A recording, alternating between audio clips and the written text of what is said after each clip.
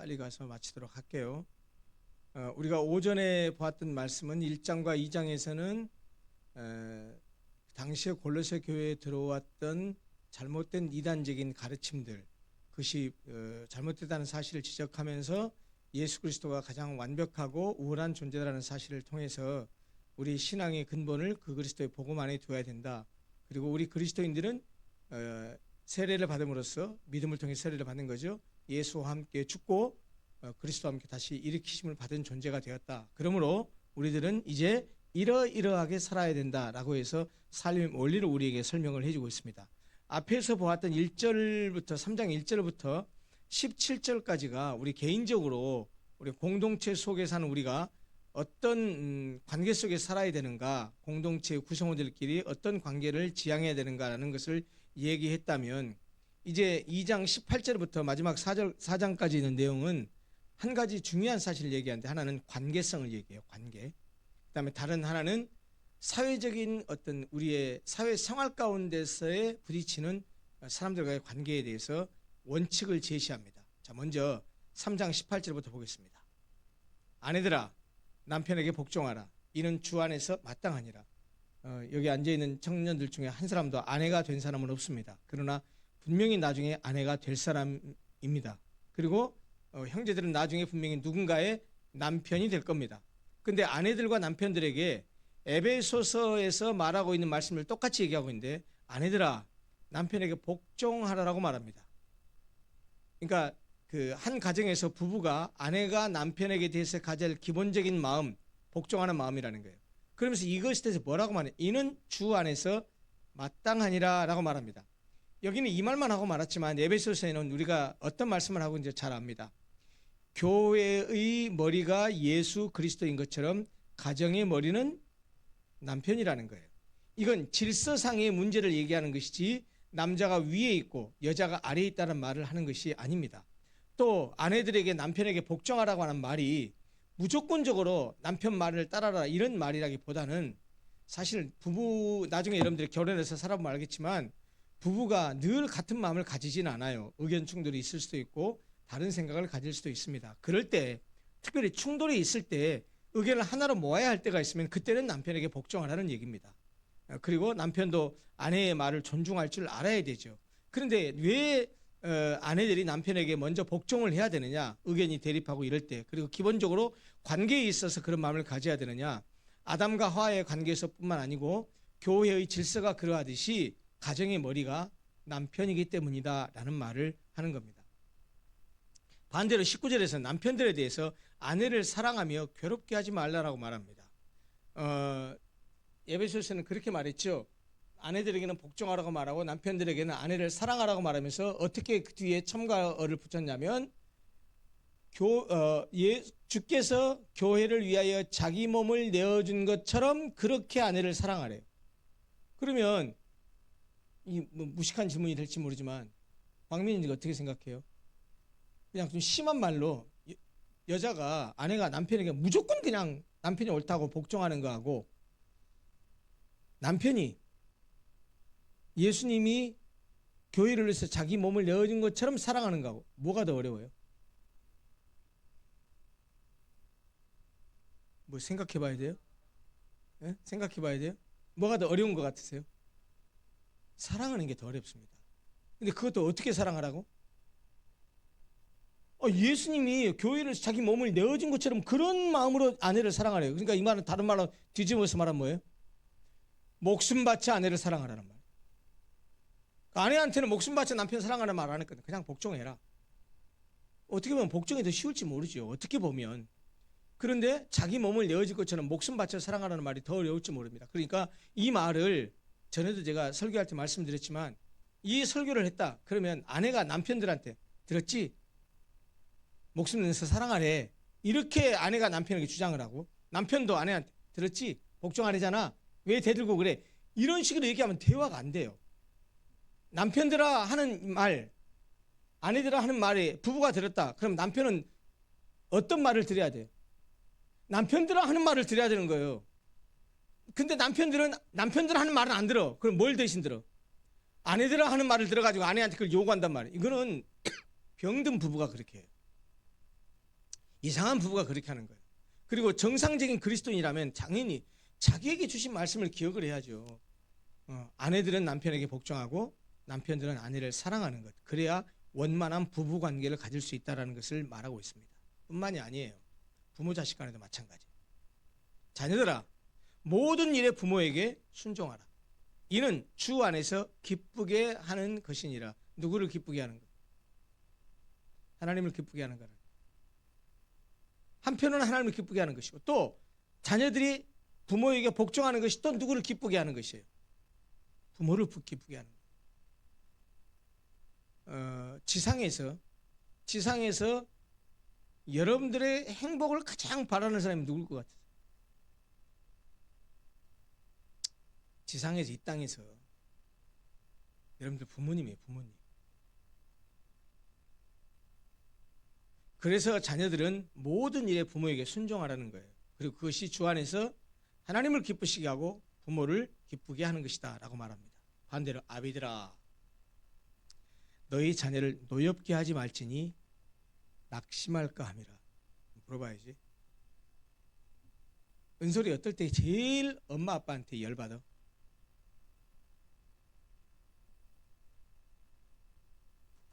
아니 솔직히 얘기해 보세요. 엄마 아빠한테 어떨 때 열받아? 통제할 때. 의진자매는 조금 이렇게 좀 아래 끝들하고 좀 다르겠지만 의진자매는 어때요? 통제할 때. 형제들한테도 한번 물어볼까? 호준이는 어때? 어떨 때 부모한테 열받아? 막 열받고 막 화가 화딱지가 나고 막 그래? 부모님에 대해서.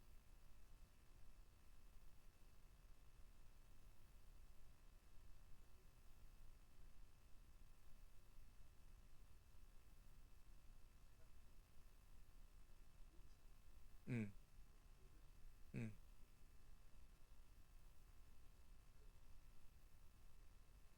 음, 음. 건이는 어때?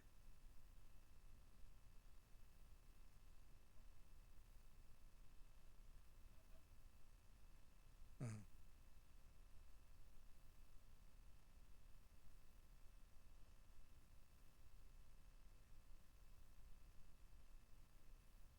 어, 예. 그게 좀 통제하는 것, 그 다음에 호진 형제가 말하는 것 대부분 결이 지금 비슷하잖아요. 예, 결이 비슷해요. 자, 그러면 부모가 이걸 알아야 돼요. 부모가 이걸 알아야 된다고. 근데 부모들은 다 보통 어떻게 해요? 자식을 가장 사랑한다는 그 명분으로, 야, 내가 너 때문에 이러는 거야. 내가 너를 얼마나 사랑하는데, 내가 너를 어떻게 키웠는데, 이런 논리로 자기 생각을 자식에게 어떻게 해요?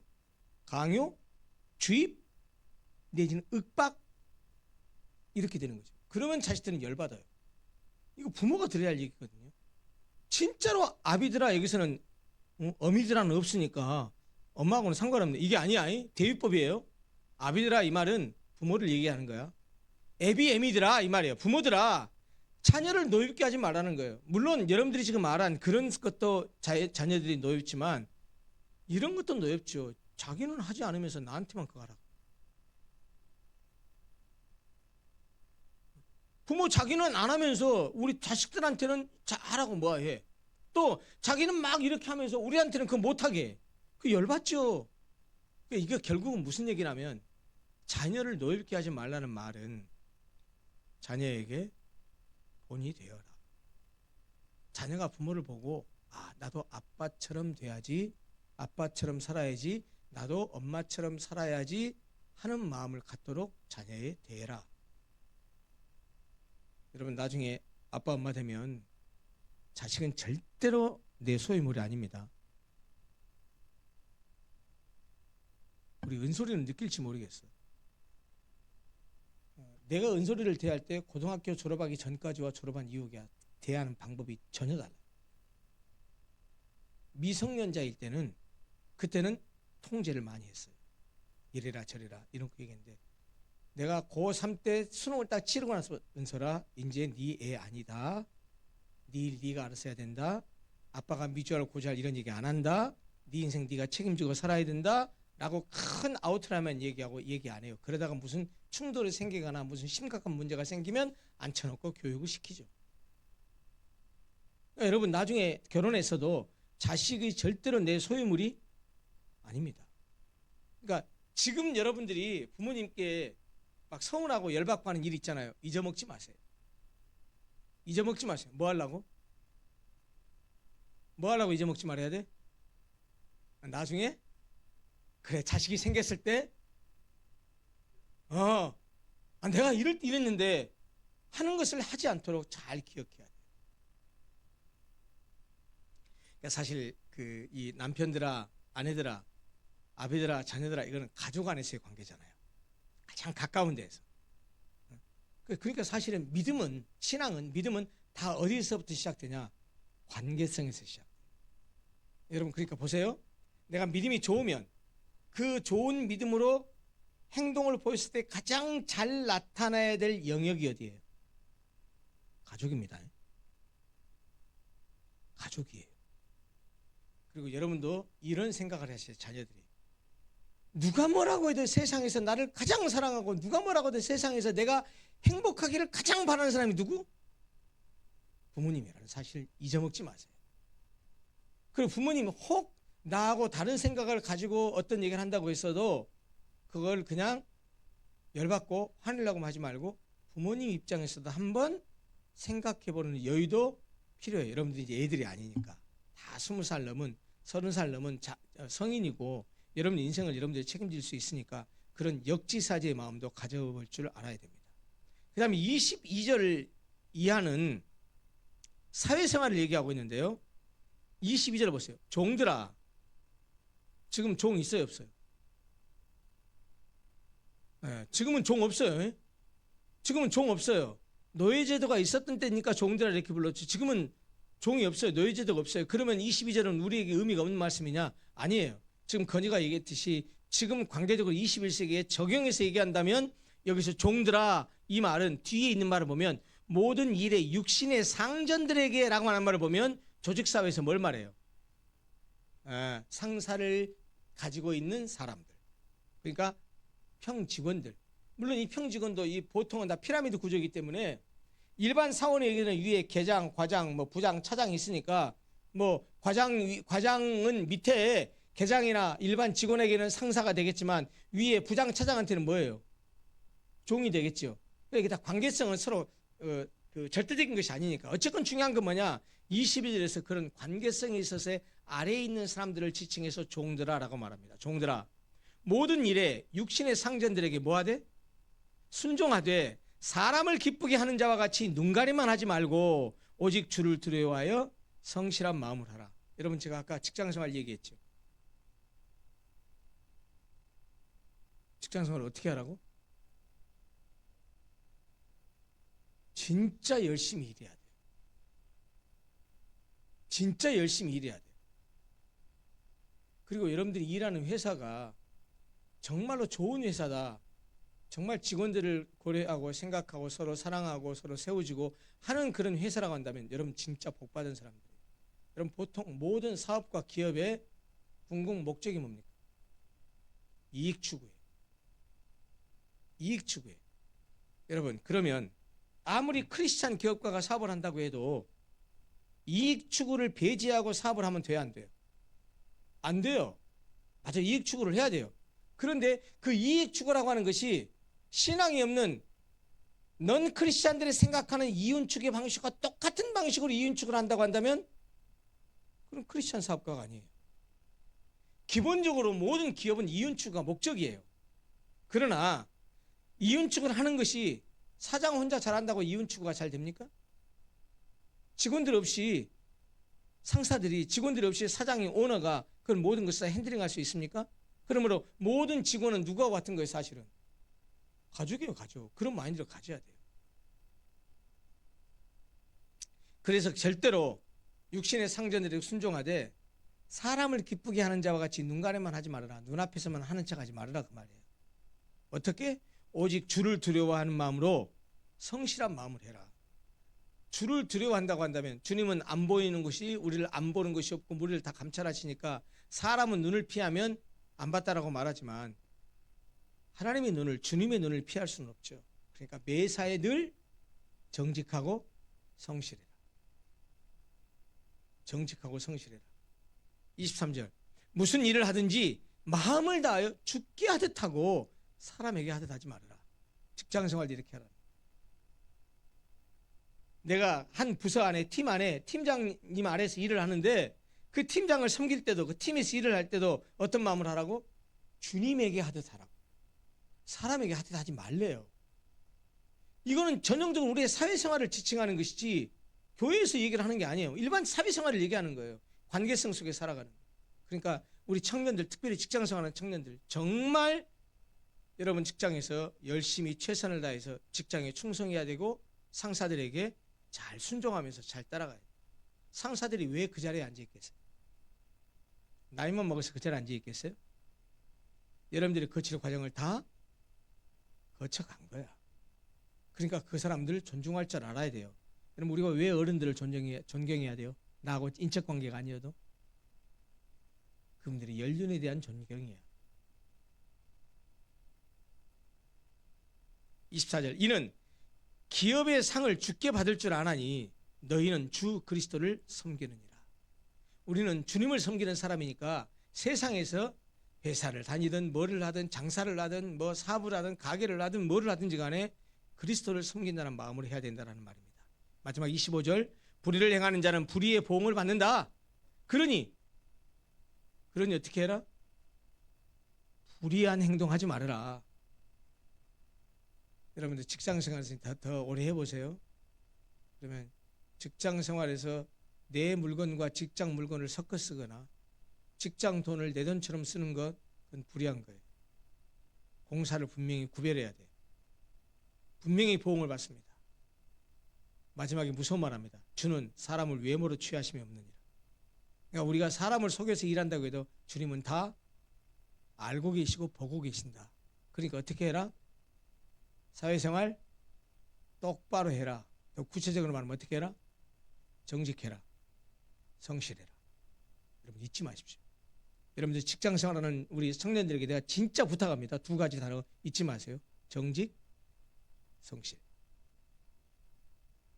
내가 우리 형제들한테, 자매들한테 남자 고르는 법을 하나 가르쳐 드릴까요? 결혼할 상대로 결혼할 남자는 두 가지가 반드시 있어야 돼요. 첫째, 책임감. 책임감. 가정을 이뤘을 때 한 남편으로서 가장으로서의 책임감. 그다음 두 번째, 중요합니다. 능력이 있어야 돼요. 능력. 사람만 좋다고 해서 되는 거 아니에요. 삶은 현실이에요. 능력이 있어야 돼요. 능력 없는 사람, 그런 남자하고 그런 여자하고 결혼하면 결혼한 이유가 골치 아픕니다. 결혼은 단순한 사랑으로만 되는 게 아니에요. 하나 덧붙인다면 뭐를 가져야 되나? 특별히 남자들 진짜 성실해야 돼요. 책임감 있고 성실한 사람은 능력이 좀 없더라도 자기 처자식 굶기지 않습니다.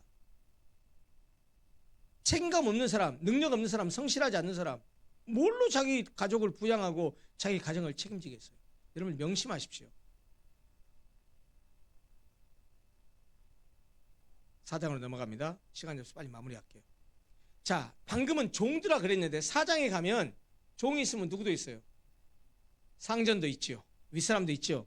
그 4장 1절을 이렇게 말해요. 상전들아, 의와 공평을 종들에게 베풀지니. 한 가지 말씀드릴까요? 상전들이 가지고 있는 것이 뭐죠? 상전들이 가지고 있는 것, 종들에 비해서 상전들이 가지고 있는 것, 권력을 가지고 있잖아. 힘을 가지고 있잖아. 위기에 의한 압력, 폭력이에요. 내가 담임 목사야. 정정성 부목사였어. 담임 목사가 높은 자리라고, 높다고 부목사를 하대하고 막 윽박지로 가는 거, 이거 폭력이에요. 사장이라고 직원들을 우습게 생각하고 막 말로 행동으로 거칠게 하는, 이거 폭력이에요. 그건 불의예요. 공평한 것이 아니에요. 그러니까 상전들에게 하는 말이 의와 공평을 종들에게 베풀라라고 말합니다. 너희에게도 하늘에 상전이 계심을 알지어다. 그래, 네가 회사의 사장일지 모르지만 네 진짜 사장 또 있다. 거슬러 올라가면 저 꼭대기에 누가 계세요? 하나님이 계시다라는 거예요. 그러니까 늘 하늘에 계신 상전을 잊지 말고 네가 상전이라고 아랫사람들을 우습게 여기지 말아라, 그 말입니다. 여러분, 그러니까 다 뭐예요? 관계예요, 관계. 응? 건이도 이제 초짜 초년병이지만 이제 2년, 3년, 5년 차가 되면 밑으로 부하직원 생겨 안 생겨? 생긴다고. 쫄딱이들 생긴다고. 박건 팀장이 될 때가 있을 것이고, 박건 과장님, 박건 부장님 이럴 때가 있을 거 아니야. 그럼 밑에 사람도 생길 거 아니에요. 그러면 이 말은 우리가 지금 나는 상전이 아니니까 종들아만 해당되는, 아니에요. 항상 상태는 바뀌기 마련이니까 성경이 말하는 관계성을 기억하고 내가 상전일 때, 내가 종일 때는 어떻게 해야 되는지를 꼭 기억해야 됩니다. 내가 내 개인적인 얘기를 할까요? 내가 신대원 다닐 때 화요일부터 금요일까지는 총신대를 가면 학생이에요. 월요일 오은정일과 오후 수업이 다 끝난 저녁 시간에는 내가 학교에 강의하러 가면 나는 신분이 바뀌어요. 교수예요. 그러면 이 교수와 학생이 딱 서로 대치되고 있는 관계잖아요. 내가 왜 수석 졸업할 수 있었는지 아세요? 비결이 뭔지 아세요? 나 수석 졸업하려고 안 했어요. 근데 어떻게 했냐? 내가 좀 분석해보면 내 이 사고 때문이었던 것 같아요. 내가 학교에 가서 선생님이 돼서 가르칠 때 학생들에게 바라고 요구하는 모습이 있죠. 선생으로서. 예. 그러면서 내가 학생들을 평가하기도 하죠. 근데 위치가 바뀌어서 내가 뭐가 되게 돼? 학생이 되게 돼. 그러면 내가 교수였을 때 교수가 바라는 바를 내가 알잖아요.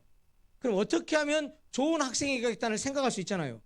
내가 그래서 총신대 신대원 학생으로서는 그 생각을 하면서 좋은 학생이 되려고 했고,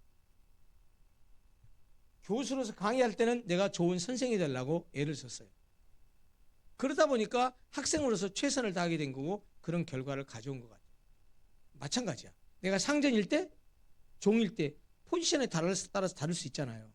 거기에 맞춰서 성경이 말하는 대로 내가 종이면 상전에게 복종할 줄 알고 순종할 줄 알고 주님께 하듯하고 사람에게 하듯하지 말고, 내가 상전이라고 한다면 아랫사람들에게 의와 공평을 베풀고 그리고 내 위에도 상전이 있다는 사실을 기억하면서 사람을 대해야 한다. 그러면 절대로 갑질이라는 거 있을 수 없습니다. 2절, 기도를 계속하고 기도에 감사함으로 깨어 있으라. 또한 우리를 위하여 기도하되 하나님이 전도할 문을 우리에게 열어주사 그리스도의 비밀을 말하게 하시기를 구하라. 그러니까 사도 바울이 지금 디모데하고 사도 바울이 고린도 교인들에게 자기 기도 요청을 하는, 우리를 위해서 기도해줘. 뭘 위해서 기도하냐? 하나님께서 전도의 문을 활짝 열어주셔서 그리스도의 비밀을 우리가 담대하게 말할 수 있도록 해달라고 기도 좀 해주라라고 기도 요청을 하는 거예요. 내가 이 일 때문에 매임을 당하였노라. 그리하면 내가 마땅히 할 말로써 이 비밀을 나타내리라. 너희들이 기도를 많이 해주고 그러면 나도 그 일을 열심히 감당하게 돼, 이 말이죠. 외인에게 대해서는 지혜로 행하여 세월을 아끼라. 너희 말을 항상 은혜 가운데서 소금으로 맛을 냄과 같이 하라. 야, 이거 참 내가 좋아하는 표현인데요. 다시 한번 볼까요? 너희 말을 항상 은혜 가운데서 소금으로 맛을 냄과 같이 하라. 말할 때 어떻게 하라고요? 소금으로 맛을 냄과 같이 하라. 음식에 뭐가 들어가야 맛이 나요? 소금이 들어가야 돼요. 자, 그러면 소금이 들어가야 음식에 맛이 나듯이 말을 할 때도 어떻게 말하라고? 그렇게 말하라는 얘기야. 무슨 말이에요? 내가 어떤 말을 하면 관계나 공동체가 은혜롭고 덕스럽고 화기애애하고 좋아지고 이런 말을 해야 되는데, 내가 하는 말로 관계가 깨지고 기분이 쌓여지고 그냥 분위기가 싹 가라앉고 이런 말 하지 말라는 거예요. 그리하면 각 사람에게 마땅히 대답할 것을 알리라. 두기고가 이 이후로는 이제는 편집글에 마무리하는 글입니다. 두기고가 내 사정을 다 너희에게 알려주리니 그는 사랑받는 형제요 신실하신 일꾼이요 주 안에서 함께 종이 된 자니라. 나는 이런 바울의 그 편집글마다 끝에 항상 이런 사람들을 얘기하면서 서술하는데 이런 걸 볼 때마다 늘 그런 생각을 해요. 나도 이런 평가를 받는 사람이 됐으면 좋겠다. 예를 들어서 내가 윤병호 목사가 정호진이라는 사람을 누구인가가 소개할 때, 아, 호진이 그 청년은 하면서 내가 입술이 닳도록 칭찬하는 사람이 돼야 되지. 아이, 그 자식 말이에요. 막 이러면서 얘기하면 그 얼마나 불쌍한 사람이에요. 여기 두기고가 내 사정을 너희에게 다 알려줄 것인데 하면서 두기고를 말하는데, 그는 사랑받은 형제요 신실한 일꾼이요 주 안에 삼켜 종이 된 자라, 이렇게 말합니다. 8절, 내가 그를 특별히 너희에게 보내는 것은 너희로 우리 사정을 알게 하고 너희 마음을 위로하게 하려 함이라. 얼마나 신뢰했으면 이랬겠습니까? 그 다음에 또 오네시모를 얘기합니다. 9절, 신실하고 사랑을 받는 형제 오네시모를 함께 보낸다. 두기고와 함께 오네시모를 보내는데 그는 너희에게서 온 사람 아니냐. 그들이 여기 일을 다 너희에게 알려주리라. 이쪽 사정을 너희들에게 다시 알려줄 것이다. 10절, 나와 함께 갇힌 아리스다고와 바나바의 생질은 우리말로 조카입니다. 조카. 바나바의 생질 마가와 이 마가에 대하여 너희가 명을 받았음에 그가 이르거든 영접하라. 그 마가와 유스도라고 하는 예수도 너희에게 문안하느니라. 이름이 예수님과 같은 이름을 썼나 봐요. 그들은 할례파이나 이들만은 하나님의 나라를 위하여 함께 역사하는 자들이니 이런 사람들이 나의 위로가 되었느니라. 이 사람들은 사실 유대적인 의미를 따르는 할례파였지만, 할례를 받아야 된다고 생각하는 사람들이었지만, 그런데 거기에 속한 사람이었다 할지라도 이 유스도나 그 다음에 마가나 아리스다고 이런 사람들은 하나님의 나라를 위하여 함께 역사하는 자들이다 라고 그들을 소개하고 있단 말이에요. 12절, 그리스도 예수의 종인 너희에게서 온 에바브라가 너희에게 문안하느니라. 그가 항상 너희를 위하여 애써 기도하여 너희로 하나님의 모든 뜻 가운데서 완전하고 확신 있게 서기를 구하나니, 그가 너희와 라오디게에 있는 자들과 히에라볼리에 있는 자들을 위하여 많이 수고하는 것을 내가 증언하노라. 사랑을 받는 의사 누가와 누가복음을 쓴 의사를 가리킵니다. 누가복음을 쓴 누가를 가리켜요. 사랑을 받는 의사 누가와 또 데마가 너희에게 문안하느니라. 라오디게에 있는 형제들과 num바와 그 여자의 집에 있는 교회에 문안하고, 여기에 그 여자의 집에 있는 교회 그랬죠. 교회가 어디에 있다고요? 집에, 가정교회를 말합니다. 여러분, 교회사를 보면 지금처럼 이런 공간과 예배당이 있는 교회 형태를 띈 것이 그리 오래되지 않았습니다. 대부분 초대교회 당시는 교회가 다 뭐였어요? 가정이었어요. 가정에서 자기 가정을 오픈해서 거기서 사람들이 모였어요. 그러니까 교회의 본질이 제가 뭐라 그랬어요? 장소도 건물도 아니고 사람이 본질이에요. 사람이. 이 편지를 너희에게서 읽은 후에 라오디게아인의 교회에게서도 읽게 하고, 또 라오디게아로부터 오는 편지를 너희도 읽으라. 이것은요, 초대교회 관습이었습니다.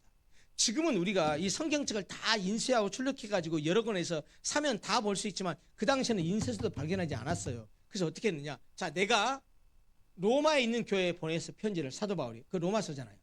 그럼 로마에 있는 교인들이 그것을 봐. 그 다음에 두 가지를 했어요. 필사했어요. 필사. 그래가지고 어떻게 그것을 이웃 교회에 보냈어요. 그래서 둘이 읽게 했어요. 이렇게 이 편지를 회람하는 문화가 있었어요. 그래서 초대교회 당시 그렇게 교통이 발달되지 않고 각지에 있었지만 다 공통적인 복음적인 신앙을 가지고 있었던 이유가 뭐냐? 이 회람 때문에 그래요. 여기도 보세요. 너희에게서 읽은 후에, 자, 갈라디아서를 보냈는데 갈라디아 교회인데 너희들이 읽은 다음에 이거 어떻게 하라고? 라오디게아 교회에게도 여기를 좀 보내라. 그래서 거기도 읽게 해라. 또 라오디게아로부터 오는 편지도 있을 것이니까 그 편지는 너희도 읽어라. 이렇게 말하면서 초대교회 당시에 교회들이 이렇게 회람해 가면서 읽었다는 사실을 우리에게 정확하게 가르쳐줍니다. 17절, 아키포에게 이르기를 주 안에서 받은 직분을 삼가 이루라고 하라. 마지막 18절, 나 바울은 친필로 문안하노니 내가 매인 것을 생각하라. 이 매인 것이 뭘 말해요? 감옥에 있는 걸 얘기해요. 옥중서신 중에 하나라 그랬죠? 은혜가 너희에게 있을지어다. 그러면서 편지를 마무리합니다. 자, 이제 정리하고 마치겠습니다. 골로새서가 가장 강조하고 있는 말씀의 핵심적인 내용이 뭐라고 했어요?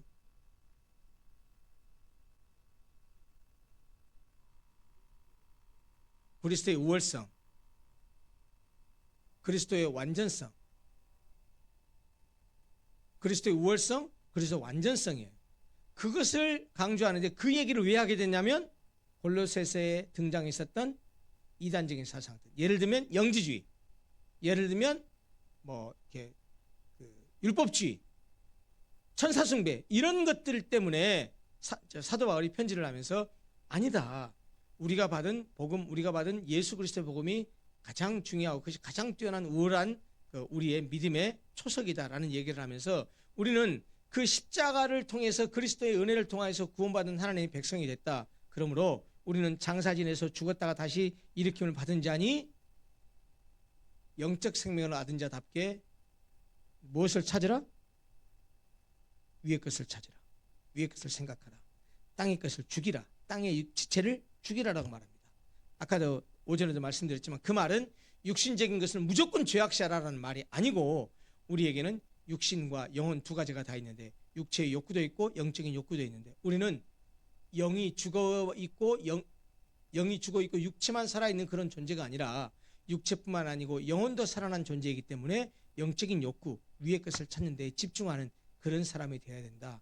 그리고 그런 신앙이라고 하는 것 자체가 우리의 삶의 관계 속에서 나타날 때 가장 먼저는 가정 가운데서 부부관계에서 부모 자식 관계에서 나타나는 것이고 사회생활하는 때는 직장생활에서 아랫사람 윗사람과의 관계에서도 나타나는 것이다. 그렇게 함으로써 하나님께 영광을 돌려야 된다라고 말합니다. 그러면서 사도 바울이 본인을 위해서 기도해 줄 것을 얘기하면서 몇몇 사람들을 소개하면서 서로 문안하고 안부 전해주라 이렇게 할 것이다라고 사람들을 소개하는 것을 보았습니다. 혹시 오늘 골로새서를 공부하면서 더 알고 싶고 궁금한 거 질문 있으면 하십시오. 네.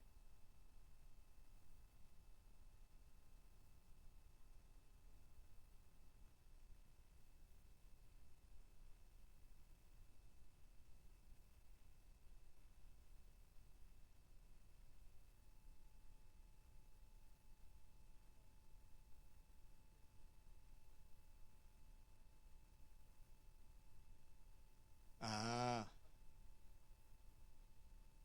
예, 예.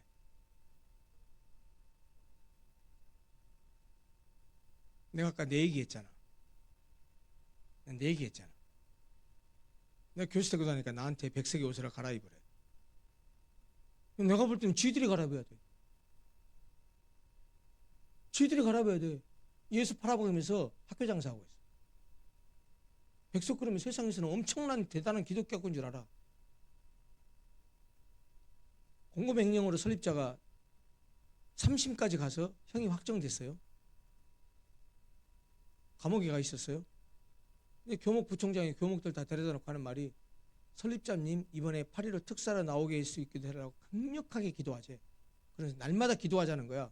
근데 내가 부총장이 설립자님 그 안에서 회개하게 해달라고 기도해야지. 죄를 지었으면 죄값을 치르고 나와야지. 왜 공금을 횡령하게 해가지고 말로는 그렇게 하면서 그렇게 해놓고 빨리 나오기에 기도하자고. 그게 무슨 논리입니까? 나는 못하겠습니다. 그랬어.